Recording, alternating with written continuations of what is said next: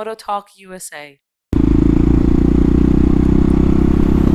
So if you're thinking to get a bike like the EXC 500 or any bike that doesn't come in Supermoto from the factory, then this video is not for you.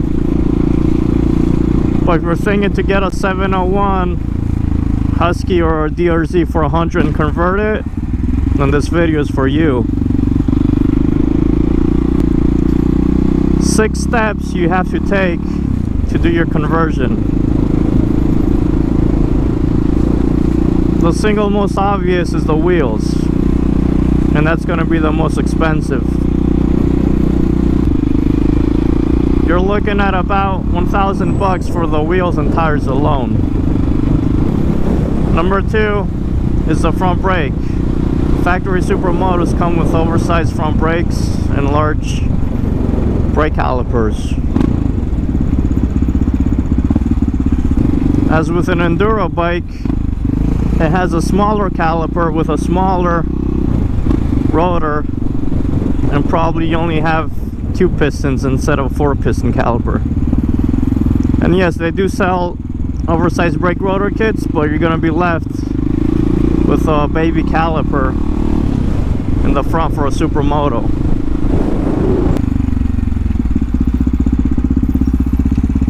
Number 3 is going to be the gearing. You're gonna have to get rid of those acceleration sprockets, buddy.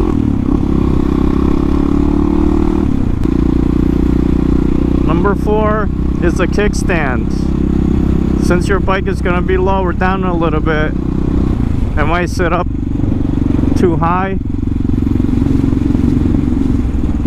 and tip over. So you might need a shorter kickstand or cut it down, make it shorter. Number 5 is the front fender. You can't leave your Enduro fender and extend over the front wheel, it just looks so weird. So you need a shorter front fender.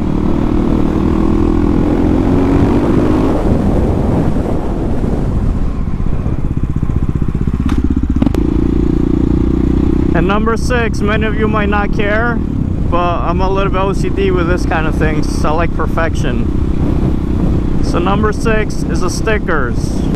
If I have a Supermoto, I like if it says SM or Supermoto on it, and not Enduro or Dual Sport. But if you don't care, that's up to you. So in my opinion, the bottom line is that if you can buy a ready factory Supermoto, that's better than converting it. Unless you want a motorcycle, like I said in the beginning, that doesn't come in a Supermoto form. A good example is KTM EXC 500, or if you want a 2-stroke 300cc or 250 KTM or Husqvarna, then you have no choice. But yeah, you got to do the conversion, and that's awesome. I mean, you can do it, it's doable. But if you want like a 701, for example, it's better if you get a Supermoto, like from the factory, all done up.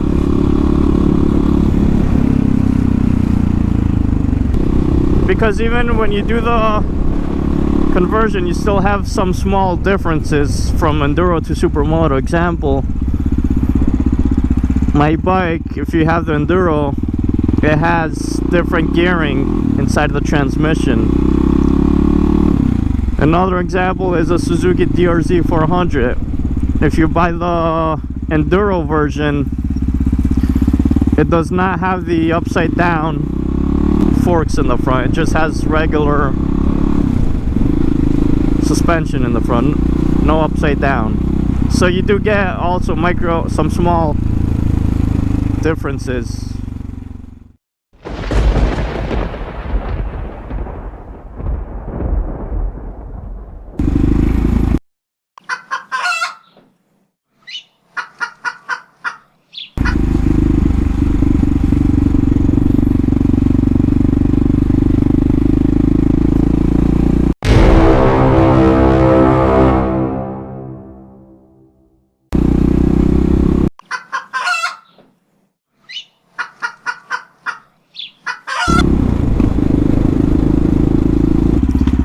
I would like to give a shout out to Spiro Juliaras.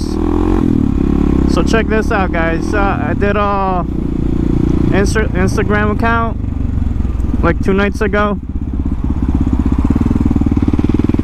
and then the next morning he finds me.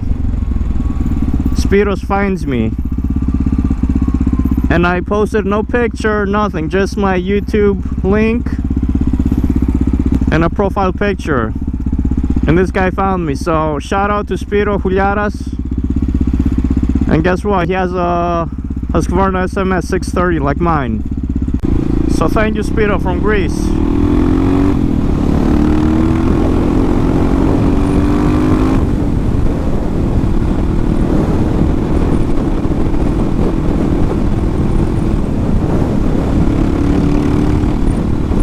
With that being said, you can follow me on Instagram now at Moto Talk USA.